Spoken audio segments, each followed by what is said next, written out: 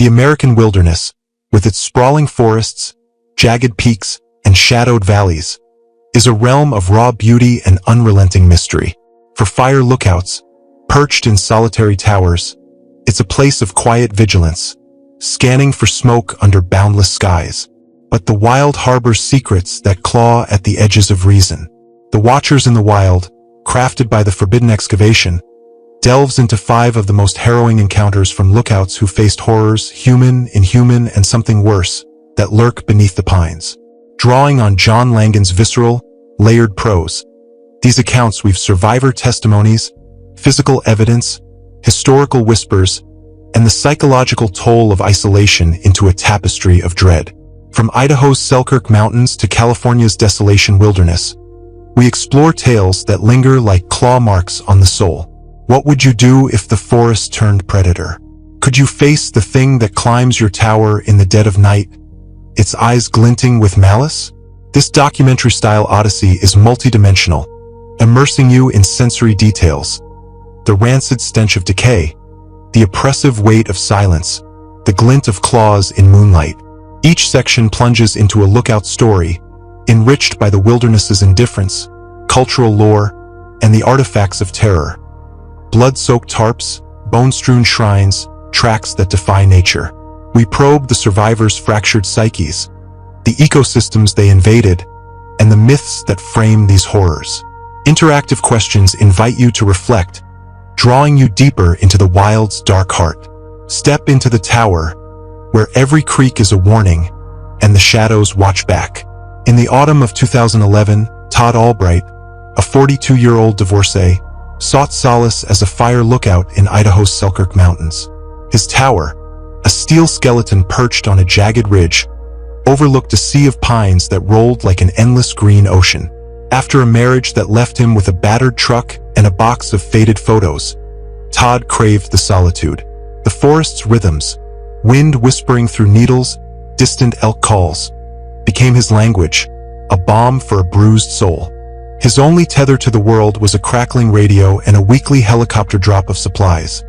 Canned beans, water, the occasional newspaper.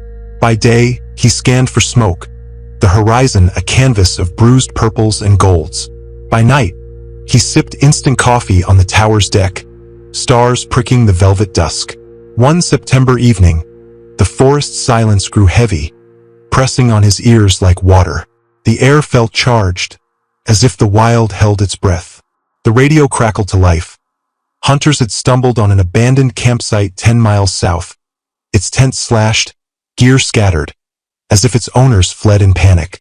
"Keep an eye out," dispatch warned, their tone sharp with unease. Todd scanned the tree line, but the pines swallowed everything beyond 100 yards. By midnight, a knot tightened in his gut. The darkness seemed thicker, the stars dimmer. Then, a low, rhythmic thumping echoed from the south, like a dull axe striking wood. It wasn't random but deliberate, a signal pulsing from the campsite's direction. Against protocol, Todd decided to investigate. The helicopter was 3 days away, and the sheriff's department was notoriously slow. If someone was in trouble, waiting could be fatal. Armed with a flashlight, a survival kit, and a .357 revolver he hadn't fired in years, he descended the tower. Moonlight barely pierced the canopy, casting shadows that danced like specters. Pine needles crunched underfoot, each step amplifying his pulse. The air grew colder, tinged with a sour, metallic scent. An hour's trek led to a clearing, a collapsed tent, its fabric shredded from the outside, an ash-filled fire pit, chaotic, overlapping footprints. No blood, but the scene screamed abandonment, as if the campers had been chased into the night. The thumping grew louder, now joined by faint whispers, too low to decipher, as if the forest itself murmured secrets. Compelled by a mix of curiosity and duty, Todd pressed deeper. The trees thickened, their branches intertwining to form a tunnel-like corridor, the air heavy with damp earth and rust. In a second clearing, he froze. A crude wooden structure, part hunting blind, part shrine, loomed like a grotesque altar. Animal bones, deer, rabbits, birds, hung from its beams, clinking in the breeze, polished to a sickly gleam. At its base lay a severed human arm, the skin pale, fingers curled in a futile grasp for help.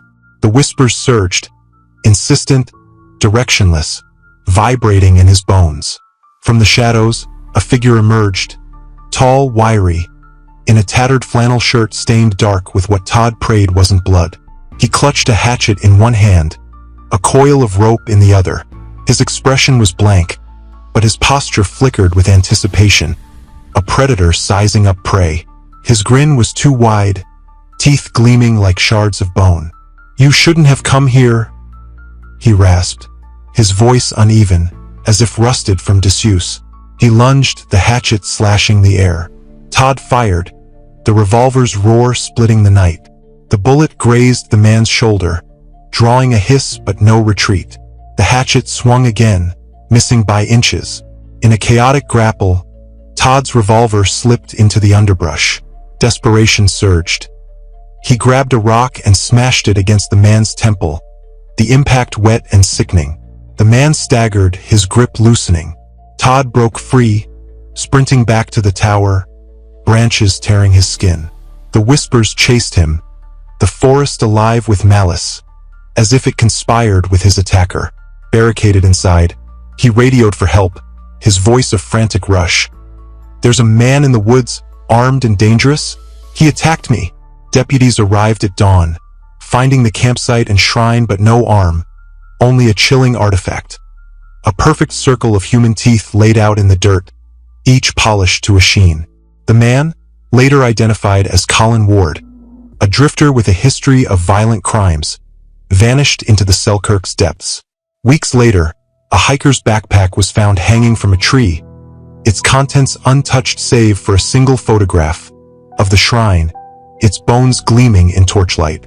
Todd quit the next day, relocating to a city where neon hum drowned out his nightmares. But the thumping lingers in his dreams, a rhythm he can't unhear. The Selkirk encounter is steeped in dread. Ward's shrine suggests ritual, the teeth a trophy of unspeakable acts. Historical whispers hint at rogue survivalists in the region, remnants of Cold War paranoia, their camps hidden in the pines.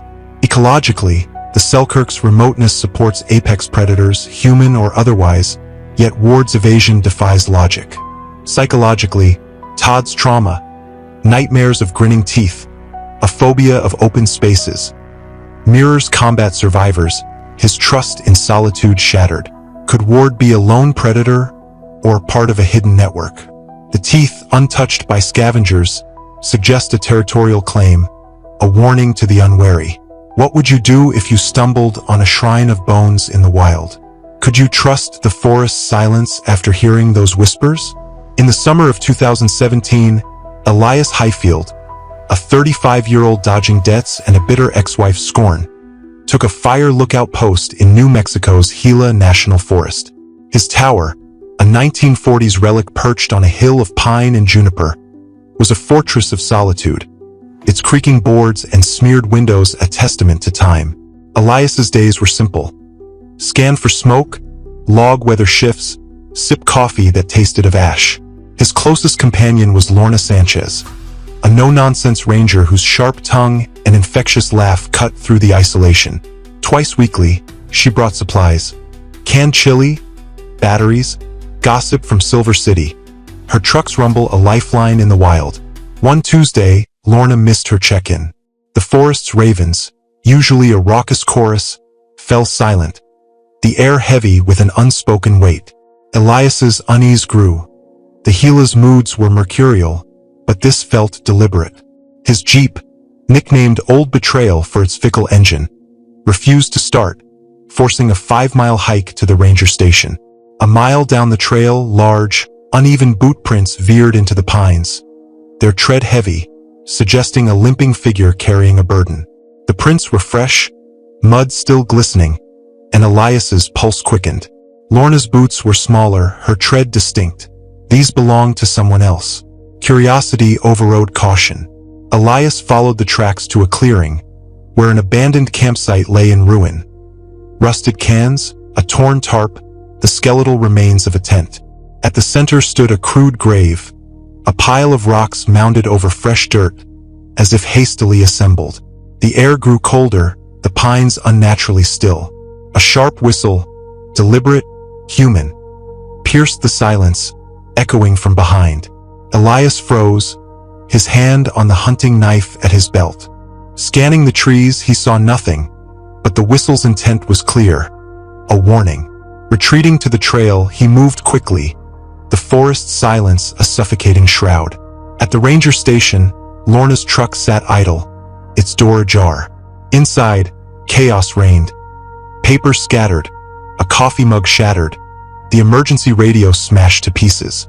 In the back room, Elias found Lorna slumped against the wall, her uniform soaked in blood, throat slashed so deeply it severed hope. Above her, scrawled in her blood, was a single word, "Watcher." Bile rose in Elias's throat, but he forced it down, covering her body with a tarp, muttering an apology. Her logbook, tucked in a drawer, held a clue. Patrolling West Perimeter, noticed unauthorized campsite. Evidence of recent activity, possible poacher or squatter. Will investigate further. The campsite Elias found matched her description. Armed with the station's shotgun and a box of shells, Elias hiked back, every twig snap a threat. The forest seemed to watch, its shadows shifting with intent. At midnight, heavy footsteps circled the tower, deliberate and unhurried. Peering out, Elias glimpsed a tall, broad-shouldered man in a filthy jacket, his face obscured by a bandana, a knife glinting in his hand.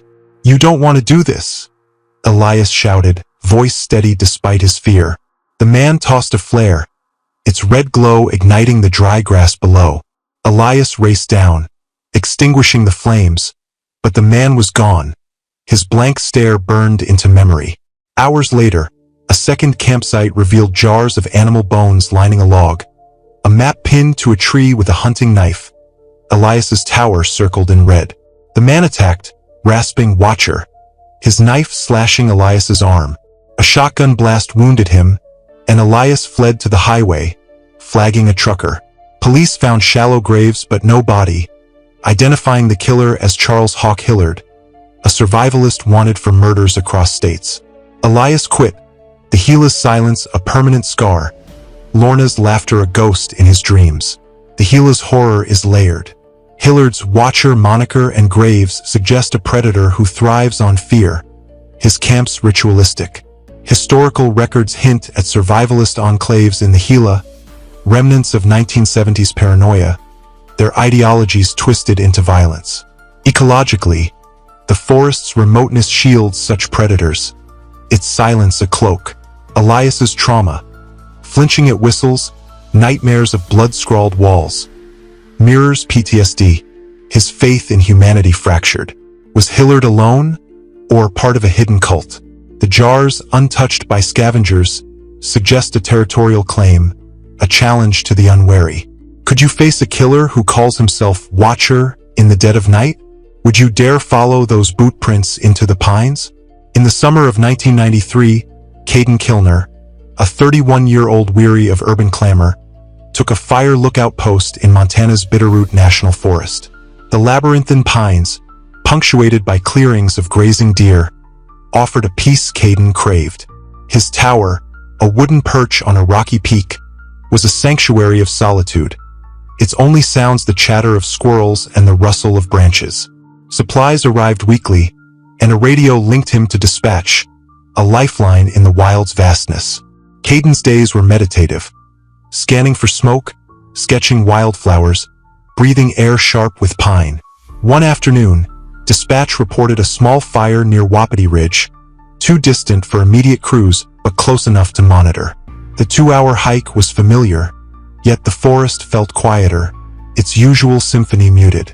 Crossing a footbridge over Cold Creek, Caden noticed fresh gouges on the railing, long, deliberate scratches, with fibers curling as if carved minutes ago. No tracks nearby, but the marks tightened his stomach. Cresting the ridge, he spotted smoke curling lazily half a mile away. It spread slow.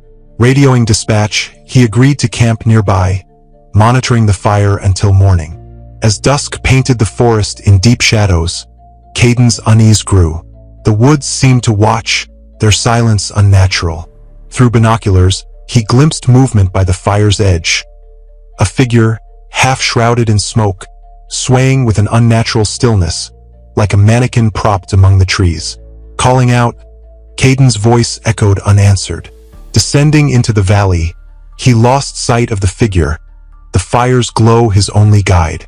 At the smoldering patch, he found no one, only damp undergrowth and hissing embers. A branch snapped behind him, and the silence thickened, suffocating. Then, a strange clicking noise echoed from multiple directions. Faint, deliberate, unlike any animal call. Caden's hand went to his hunting knife, his rifle left at the tower in a regretted oversight. The clicking grew louder, circling like a predator testing its prey. Beyond the fire's light, a shape moved, low, unnaturally thin, and fast. Its limbs bent wrong, like a spider half-crushed. Its skin shimmered wetly, a grotesque blend of emaciated human and exaggerated predator. It lunged, claws gouging a nearby tree, splinters spraying like shrapnel. The stench of rot and wet leaves choked the air. Caden ran, roots and rocks threatening to trip him. The creature pursued, crashing through underbrush, its clicks a relentless taunt. Reaching the footbridge, he found it waiting, blocking the path with a feral, mocking stance. Brandishing his knife, Caden slashed, drawing black ichor from its arm. The creature hissed, recoiling, and he darted past, the bridge's planks creaking under their weight. Sprinting to the ridge, he radioed dispatch, shouting over static. The creature lingered at the forest's edge, its shimmering form blending with the foliage, content to watch.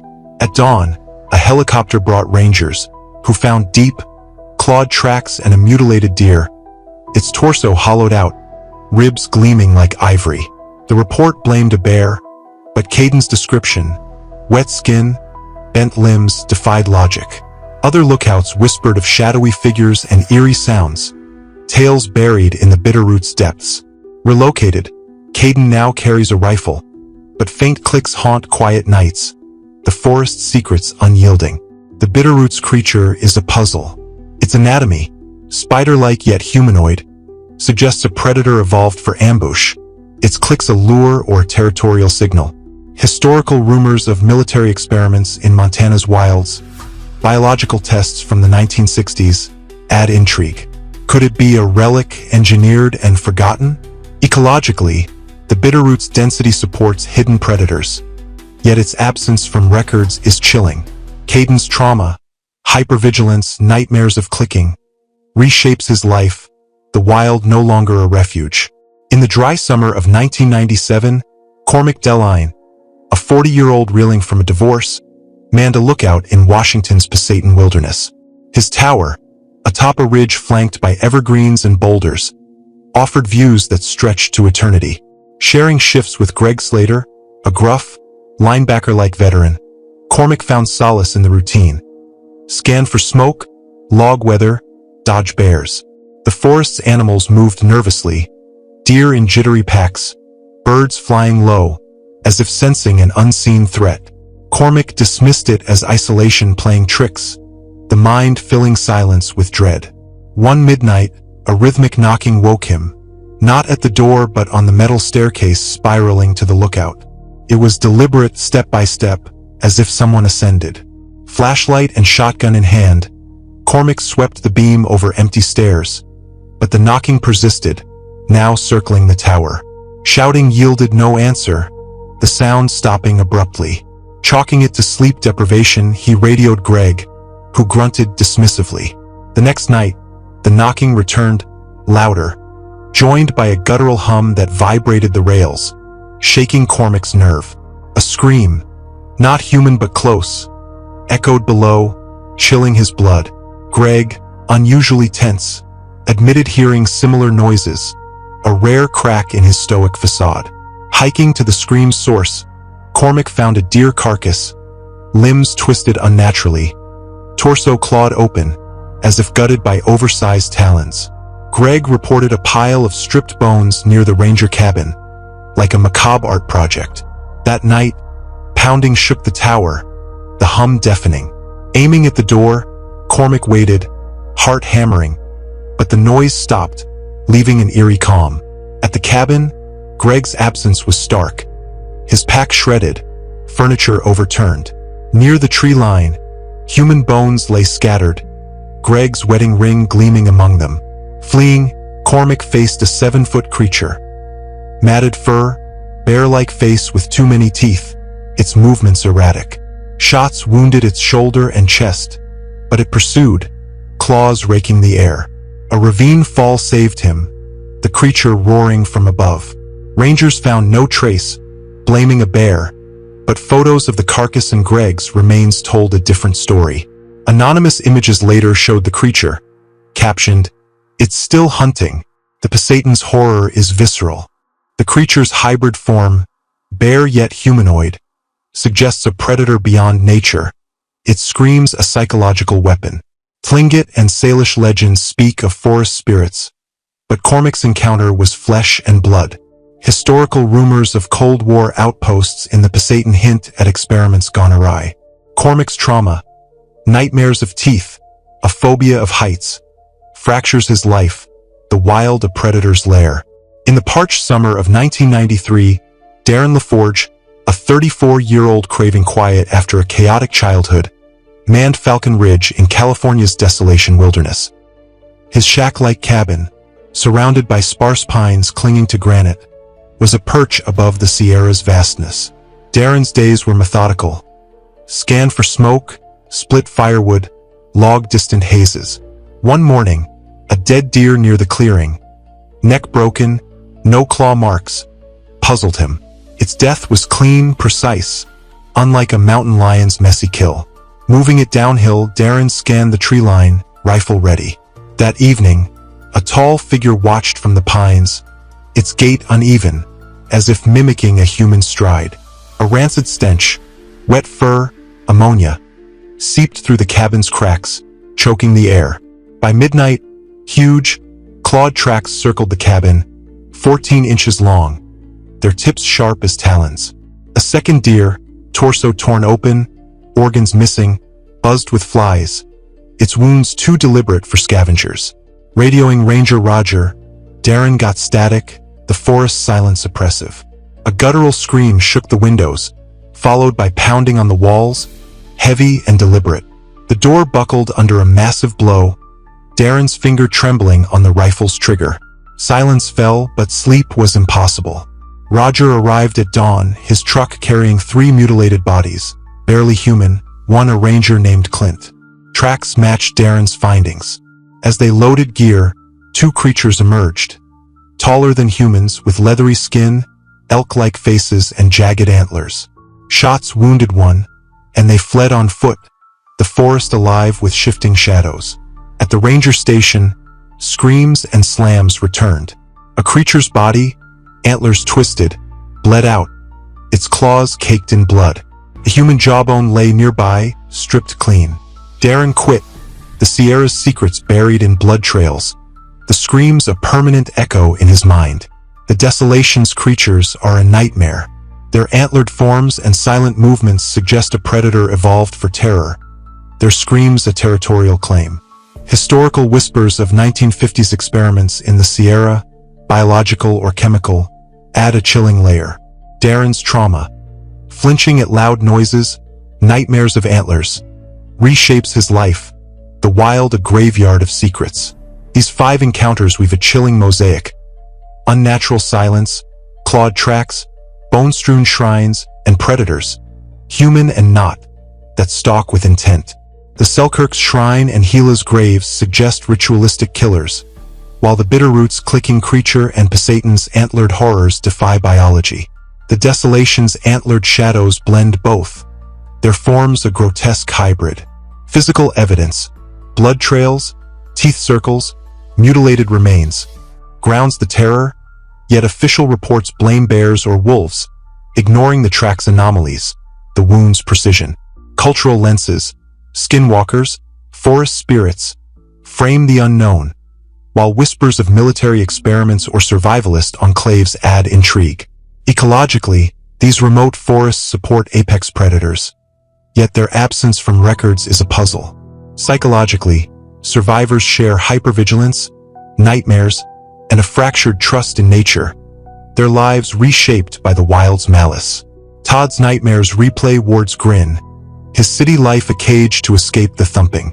Elias flinches at whistles, Lorna's blood a permanent stain. Caden hears clicks in silence, his rifle a constant companion. Cormac avoids heights, Greg's ring a haunting relic. Darren shudders at screams, the Sierra's antlers etched in his dreams. The missing hikers, rangers, Clint number dozens, their absence a silent scream. The wilderness, once a refuge, is now a predator's domain, its beauty a lure for the unwary. The Watchers in the Wild is a descent into the abyss, where towers offer no sanctuary, and the forest watches with unblinking eyes. From Idaho's bone shrines to California's antlered horrors, these lookouts face terrors that linger in claw marks and whispers. Share your stories. Has the wild ever turned predator for you? Could you climb a tower knowing what might climb after? The wilderness waits, its shadows alive, daring you to look closer.